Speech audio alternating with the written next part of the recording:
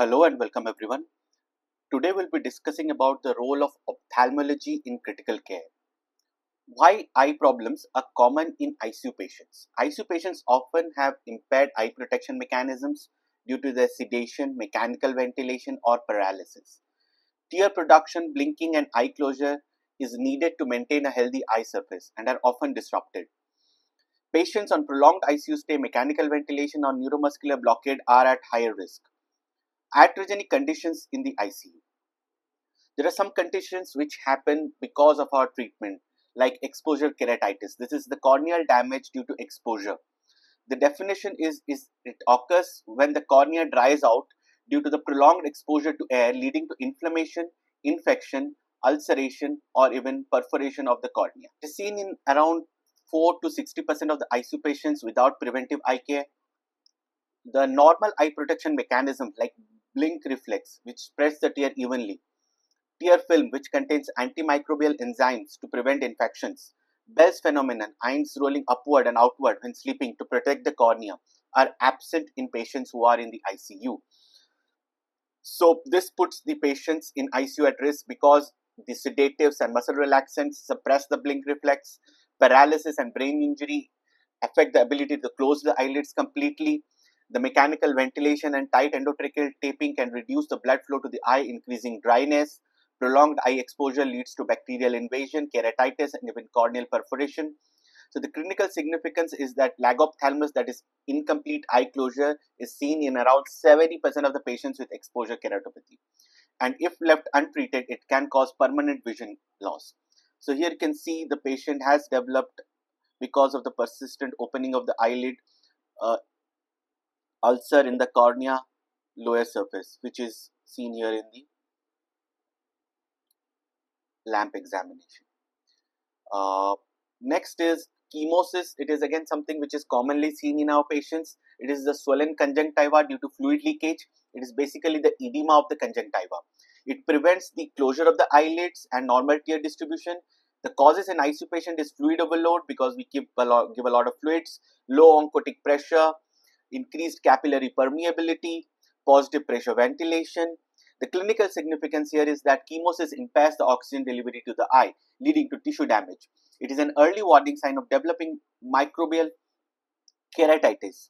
So how to prevent and manage the eye problems in the ICU patients?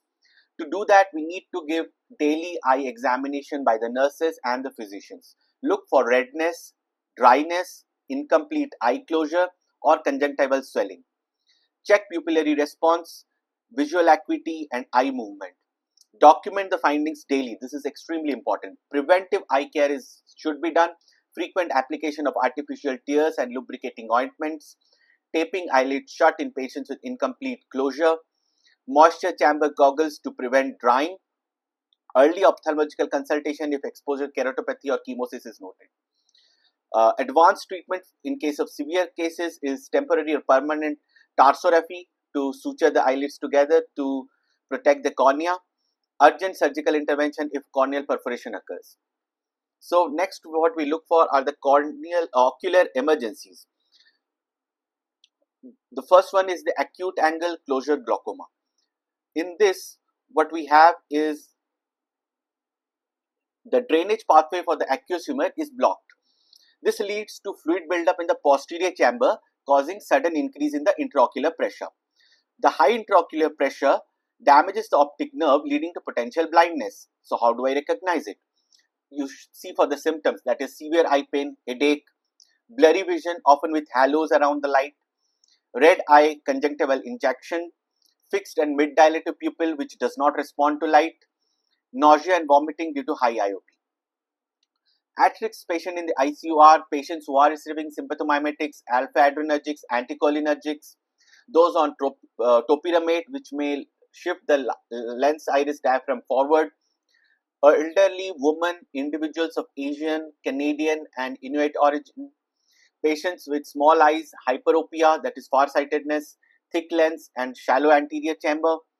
Emergency treatment here that needs to be given is the medication to lower the intraocular pressure, eye drops, dorzolamide and other drugs. IV drugs like acetazolamide and mannitol can also be given. The definitive treatment is laser peripheral iridotomy, which is a hole in the iris to allow the fluid drainage once the cornea is clear. The next emergency is the endophthalmitis, which is a severe infection which can cause blindness. It is an infection inside the eye affecting the inner layers, and it can cause rapid permanent blindness if left untreated. Types of endophthalmitis is exogenous, that is external entry, which is caused by trauma, surgery, penetrating eye injury. Endogenous, that is by hematogenous spread. The blood-borne infections like sepsis, bacteremia, fungemia. Fungal infection, that is candida, is very, very important. So whenever you get a candida positive blood, do look for endophthalmitis, which is very, very important because it accounts for a very high number of cases. The risk factor in ICU patients are sepsis, bloodstream infections, immunosuppression, indwelling catheters, IV drug use, prolonged hospitalization. How to recognize it is look for symptoms: blurred vision, sudden loss of vision, severe eye pain, redness, photophobia, floaters. In signs, you look for hypopyon, that is pus in the anterior chamber, vitreous opacity on ultrasound, chorioretinal lesions on fundoscopy. So in the emergency management, what you look for do is the blood and eye fluid culture. Then you give IV antibiotics, antifungals. Common bacterial causes are staph and strepto. Common fungal is, as I've already said, it's candida. Intravitreal injection can also be given. Vitrectomy is the last procedure to be done, and it is reserved for severe cases. The prognosis is for bacterial endophthalmitis, it is very poor, often requiring enucleation, that is eye removal, which is pretty bad. And fungal endophthalmitis, it progresses more slowly but still requires urgent treatment. So here you can see in the posterior chamber there are a lot of opacities which are seen. So this is endophthalmitis. Next is retinitis. It is the viral infection of the retina, and it is common in ICU patients who are immunosuppressed. Common viral causes are SMV, most common in AIDS, herpes simplex and varicella zoster, and finally HIV itself can cause HIV retinopathy, mimicking the CMV. So how do I recognize it? You look for symptoms, that is blurred vision, floaters, progressive vision loss. Photophobia is very important here. In fundoscopy, you look for yellow-white necrotic retinal lesions, that is a pizza pie appearance, acute retinal necrosis, and progressive outer retinal necrosis, severe necrotizing retinitis without vitritis and vasculitis. In the emergency treatment, what you do is you give the antiviral therapy, that is IV ganciclovir and foscarnet, oral valganciclovir for maintenance therapy, IV acyclovir or oral valcyclovir for HSV and VZV retinitis, intravitreal injection of antivirals for localized diseases. Retinal detachment surgery may be required if structural damage occurs. Early ophthalmological consultation is crucial to prevent blindness. So this is the ophthalmological examination where you see this hemorrhages and the exudates, which is the pizza pie appearance.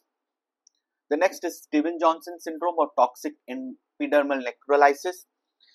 What is this? It is a severe allergic reaction causing predominantly skin and mucosal lesions. It affects less than 10% of the body surface area, and that is the Stevens-Johnson's. It is considered 10 when it affects more than 30%. Patients who are in ICU or burn unit are usually who are having a larger body surface area involvement. Ocular surface is the mucosal membrane, making it highly vulnerable. So how do I recognize? Look for early signs, that is red eye, eyelid margin are necrotizing, difficulty in blinking, symblepharon, that is the eyelid is joined with the eyeball, preventing proper blinking. Late complications being exposure keratitis, infectious keratitis and corneal perforation, permanent scarring and keratinization of the ocular surface leading to blindness. The emergency management is frequent lubrication and topical steroids and antibiotics, fluorescent dye test to check for corneal damage. However, amniotic membrane transplant within 10 days can prevent scarring and blindness. Urgent ophthalmological consultation should be done in these cases. Next is ocular injuries and inflammatory lesions. So why are these conditions considered dangerous? Because they can cause permanent vision loss, and this make up to 18% of all ocular trauma. Chemical burn, that is alkali burn, more severe as they penetrate deeper into the eye. Acidic burns cause coagulation necrosis, limiting deeper penetration.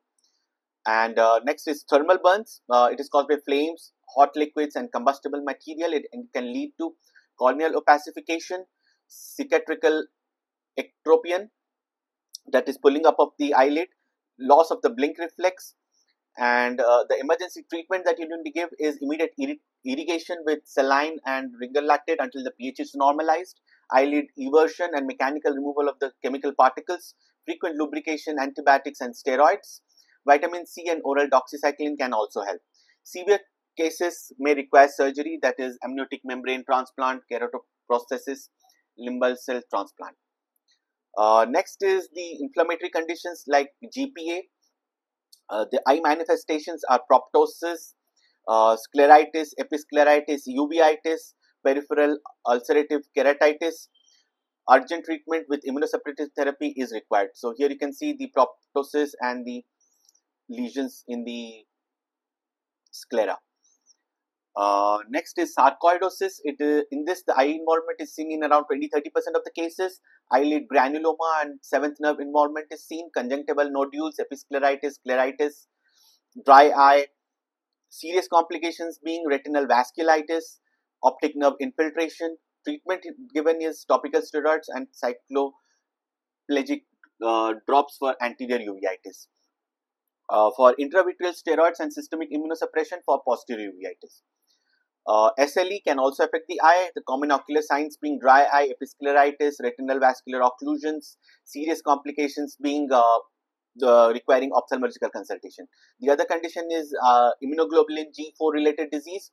It affects multiple organs including our eye, and here it's similar features like dry eye, inflammation, keratopathy. Treatment being systemic steroids, which is the first line, immunomodulator therapy. Next are the vascular lesions, that is central retinal artery occlusion. What happens here is that the artery is the ocular equivalent of a stroke of the brain, which causes painless monocular blindness. Usually occurs when an embolus from the carotid artery of the heart leads to retinal ischemia. Other causes are thrombus formation, vasculitis, trauma, and vasospasm. To recognize it will be a sudden painless loss of vision and usually monocular, no light perception in the severe cases. In fundoscopy, you will find the retinal whitening with cherry red spot at the fovea. Why is it dangerous? It's because there is a high risk of stroke and MI in the next 2 years. The same risk profile as the TIA, and in the emergency management, what you do is immediate ocular massage to dislodge the embolus, lowering the intraocular pressure using anterior chamber paracentesis, IV acetazolamide, hyperbaric oxygen. You can also use tissue plasminogen activator within 4.5 to 6 hours, but with mixed evidence and risk of hemorrhage. Urgent neurology and cardiology workup for embolic source to prevent the stroke. Similarly, you can have the retinal vein occlusion. What happens here is the blockage of the central retinal vein, and it is caused by hypertension, diabetes, hyperlipidemia, thrombophilic disorders. How do I recognize it? Is that again you will have a similar thing, that is painless loss of vision. Findings in the fundoscopy will be slightly different. You will have blood and thunder appearance, that is tortuous retinal veins and widespread hemorrhage and disc edema.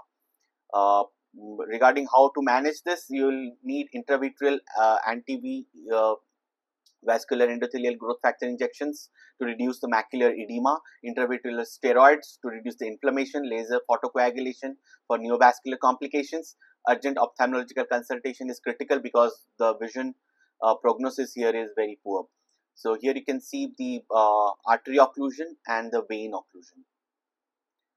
Regarding the ischemic optic neuropathy, what happens here is that there is infarction of the optic nerve due to vascular insufficiency. There are two types, that is anterior, that is AION, and the posterior, that is PION. This is blockade of the posterior ciliary artery leading to optic disc edema. This is the anterior, and posterior is the ischemia of the optic nerve without the disc swelling. The causes and risk factors are systemic disease like hypertension, diabetes, and hyperlipidemia. Hypertension induced can occur in sepsis, and shock patients, hypotensive dialysis. Intraoperative ION can also occur. This is in spinal and cardiac surgeries. How to recognize this is pretty difficult because there will be sudden painless loss of vision, decreased color vision, signs and symptoms being relative, apparent pupillary defect in unilateral cases, optic disc pallor in chronic cases. But to recognize this in a patient who is septic and in shock is pretty difficult. Regarding the emergency management, if the patient is, if it is due to the giant cell arteritis, then steroids, that is methylpred, uh, temporal artery biopsy to confirm the diagnosis. If it is due to hypotension, then correct the hypotension and anemia, avoid aggressive vasoconstrictors, no definitive treatment as of now, focus on prevention. Next, coming to the trauma cases, that is retrobulbar hematoma. What happens here is that bleeding behind the eye occurs, leading to increased pressure in the orbit, compressing the optic nerve. This can cause permanent blindness within 90 to 120 minutes if left untreated. The common causes are trauma to the head and face, so this is a very common kind of a presentation. Iatrogenic, that is post-op and with injections. Intense vomiting and bleeding. To recognize this, you need to look for the symptoms, that is sudden vision loss, decreased color vision, pain and pressure behind the eye. Signs on examination are proptosis, the eyes bulging out, tight swollen eyelids with bruising, conjunctival chemosis, high intraocular pressures, asymmetric sluggish pupillary reaction. It is definitely dangerous because it can lead to permanent blindness because of the optic nerve compression. The emergency treatment is do not wait for imaging, straight away go for treatment, perform immediate lateral canthotomy and cantholysis.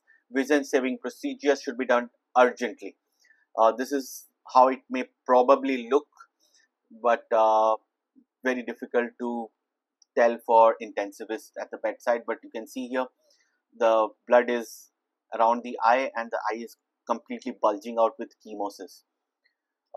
Regarding the orbital fractures, the other form of trauma, it can be because of orbital hemorrhage. This can lead to orbital hemorrhage, that is bleeding behind the eye, globe injury, and entrapment of the eye muscles and sensory disturbances.